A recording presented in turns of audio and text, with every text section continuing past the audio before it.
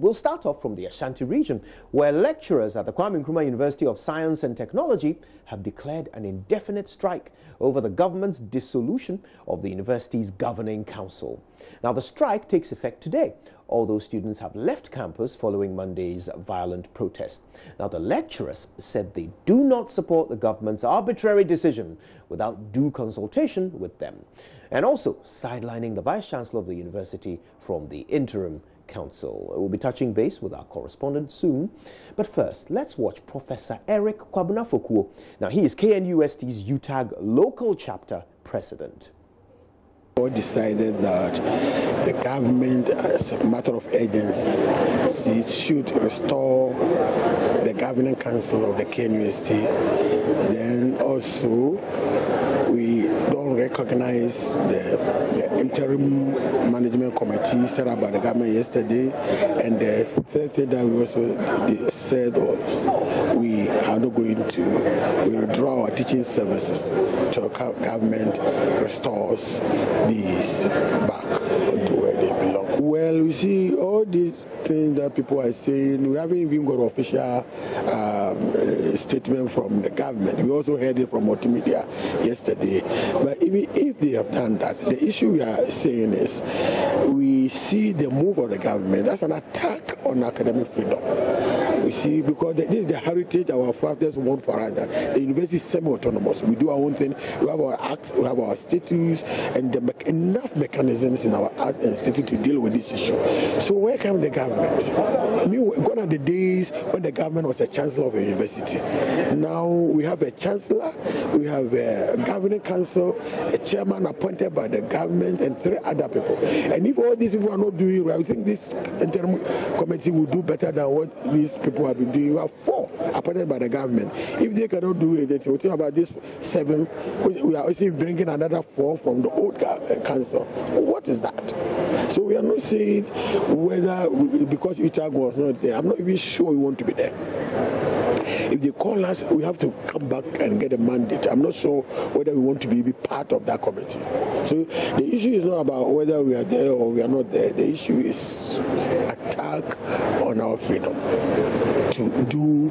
I mean, these are students, and we teach them. And if you cannot solve this problem, somebody who hasn't taught before can do this. I find it very difficult to understand 21st century university and the relationship of the 21st century university with the government. And it amazes us that the government has taken this decision. Being council for the past, and I've never, not a single council meeting, we meet 4 times in a year, not a single time that we've received any petition from a student. We haven't. In my capacity as a council member and in my capacity as a UTAG president. So they may be complaining to management, well, I don't want to go there. But as a councillor of the university and as a UTAG president, I have never received any petition from any of these students. The government delegation came to on this campus on Tuesday. They met the management, met the student, and never from the university community. We are major stakeholder when it comes to tertiary education. You can't downplay the part that we play. Up to now, the ministers, all 3 ministers, none of them even actually bothered to find out. UTAG, what is your point also? Let's learn some more about this. Love FM's Erastus Asaridonko joins us on the phones. Erastus, what has been the mood of the lecturers on campus since yesterday's announcement? Well, many of them are incensed by government's decision to, dissolve the council. They are not too happy with that. And so when they carried out the vote, I'm told that 99% of the lecturers decided that they do not recognize the council. There are some also who feel very bad and have taken this whole thing personal because they believe that they've done a lot of good things, especially this particular Vice-Chancellor has done a lot of good things on campus. He has liberalized the rights of students to a large extent, brought some relief to students, and that has not been appreciated by the students, and they are focusing on the negatives.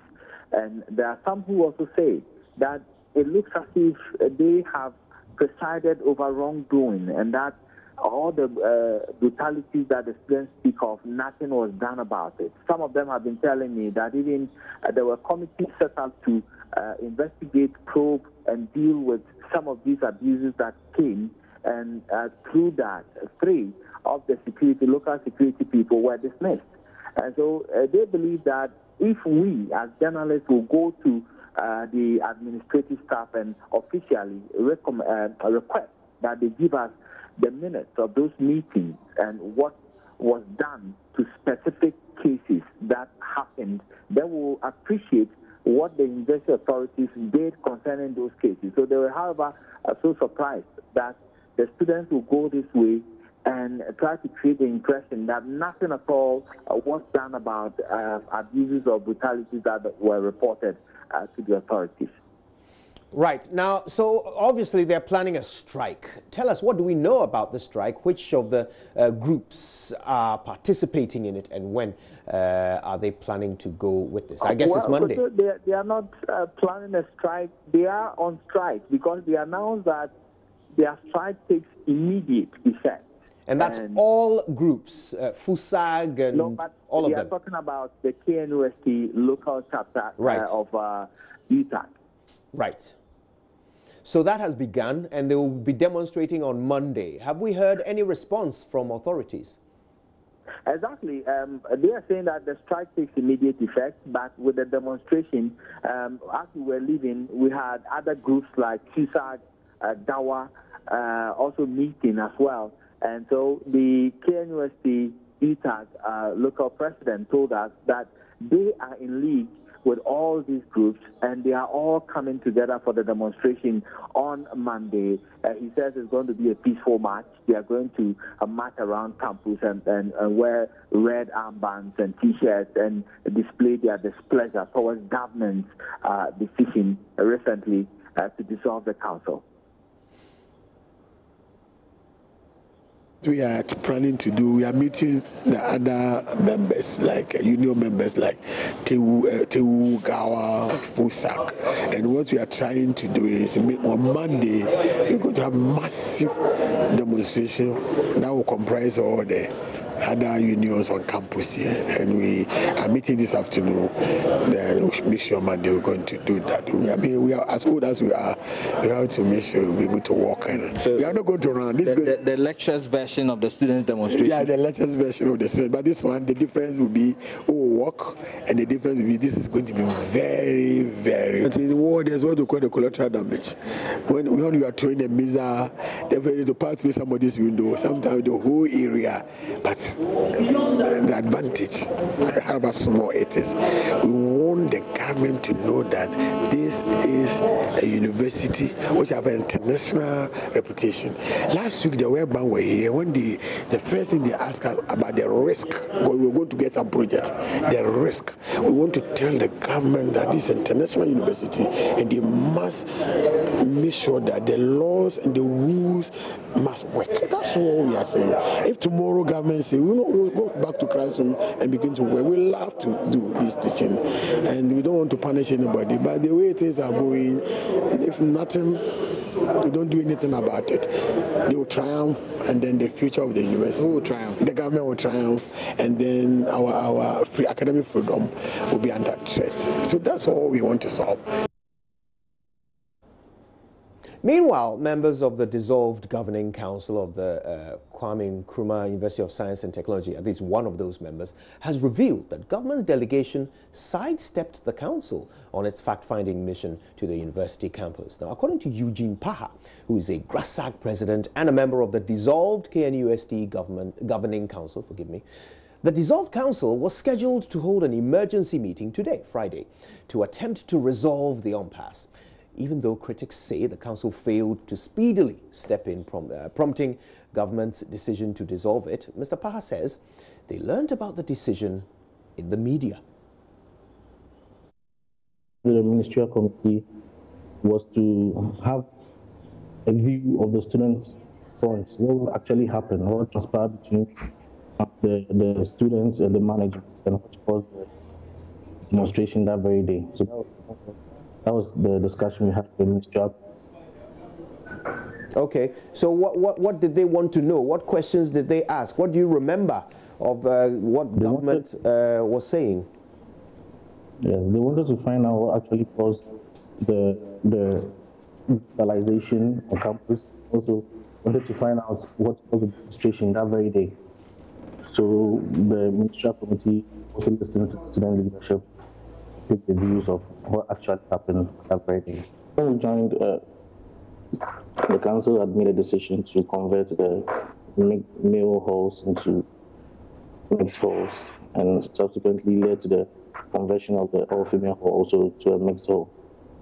So that was the information that, as of the time we came on council, was given to us. Right. And were you the only new member, or were there other new members who joined at the same time as you? Myself and the SRC president. Right. Did you ask questions about why that decision, or was GRASAG okay with that decision? For us as student leadership, what we always want to see is the peace on campus. So if this decision was not actually causing that peace on campus, then definitely as students front would ask questions. I'm asking what you said to the council when you were informed of this decision. Did you make any comment about it to the council? Did you make a contribution on this issue? Raise objections, anything? The decision was already made, was already passed, and wasn't something for us to go back against. So at the time we were on council, or were invited onto the council, the students had already petitioned the university on the said issue. Right. So talking about it to be kind of contempt of court, because they had to finish with all the procedures and make an input.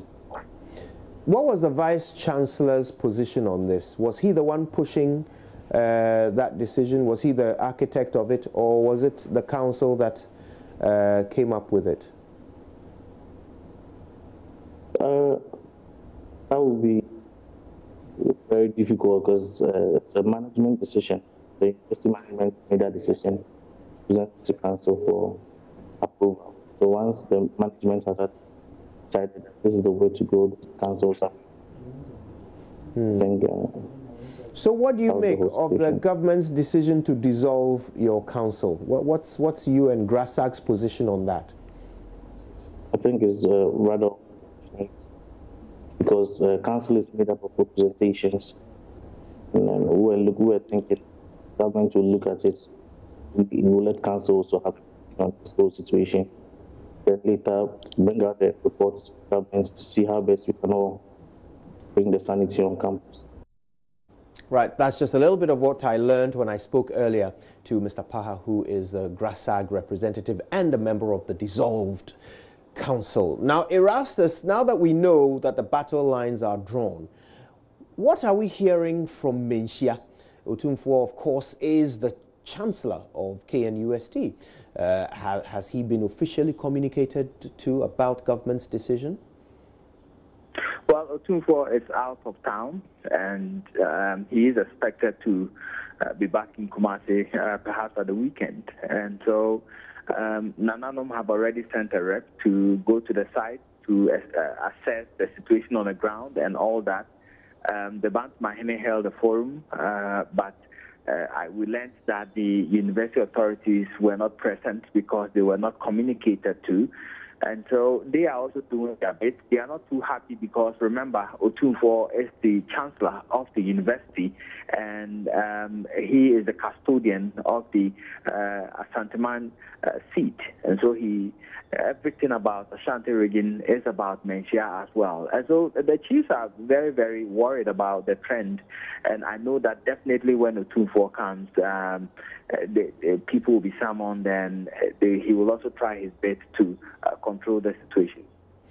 Right. Well, Erastus will certainly keep in touch and keep our eyes on this evolving story. Thank you for now.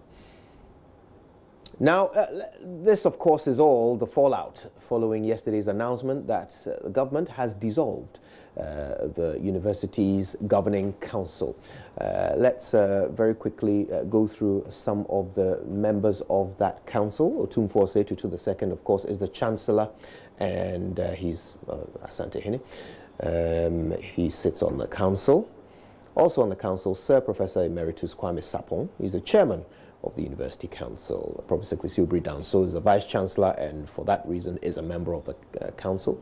Professor Rita Akosua-Dixon is the Pro-Vice Chancellor, also sits on the Council.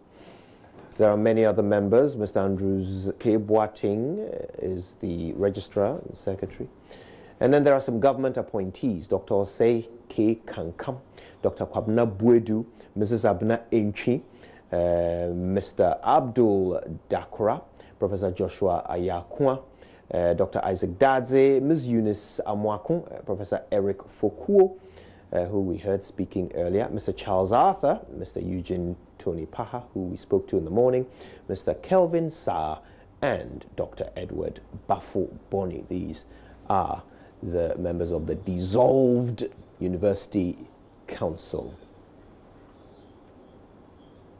Right now, JoyNews is today learning that a representative from the University Teachers Association of Ghana, UTAG, has now been added to the 7-member interim management committee announced yesterday. The team, now 8, will have to work to resolve the impasse within 14 days.